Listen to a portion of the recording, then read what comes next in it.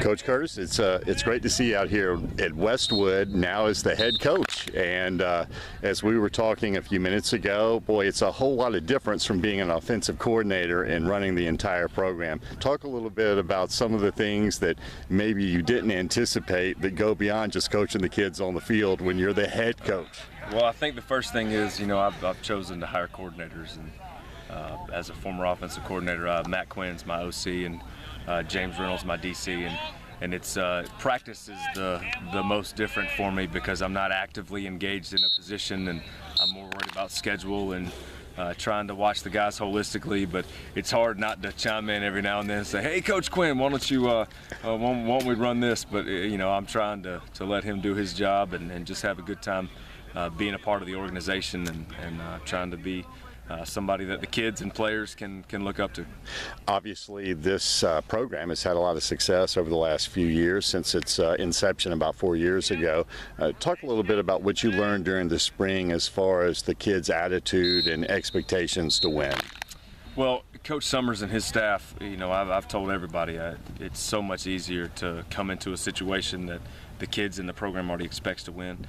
When I got to Florida in 2009, we had to really kind of build an attitude of winning, and probably won 4 games that first year. But the kids didn't really know what winning was about, didn't know how to accomplish that. So when you come into a situation where they already do it and they expect it, that's phenomenal. And we changed a few things, about the culture of the school and the place as far as what we expect out of them, and just different, ideas and mindsets.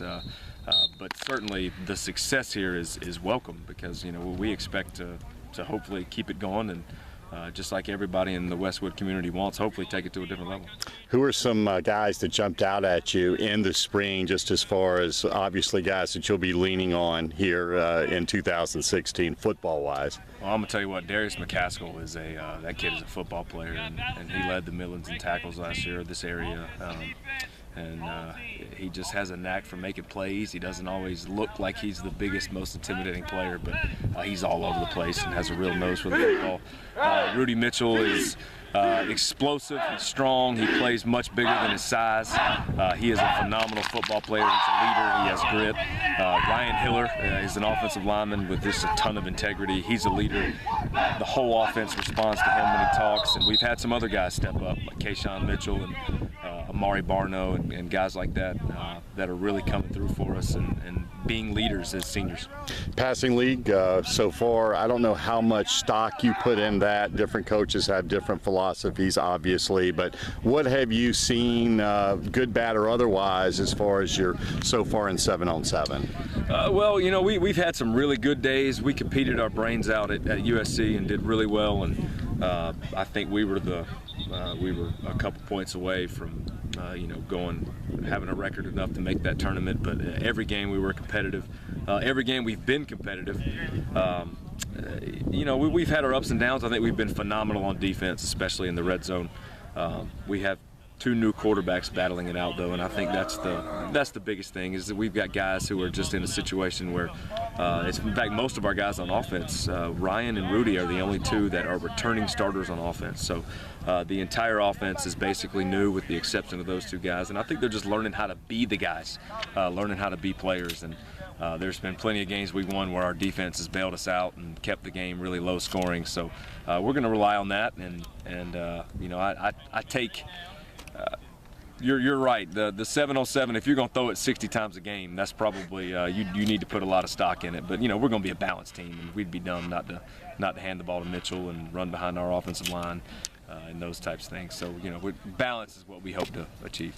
Reclassification. Obviously, there are some familiar faces here in the Midlands that are going to be in your region, Region 3, 4A, Ridgeview, Richland Northeast. But boy, South Point leads the list along with Lancaster and York from teams that aren't typical opponents of schools here in the Midlands. Talk a little bit about this new region and what your initial impression is going in.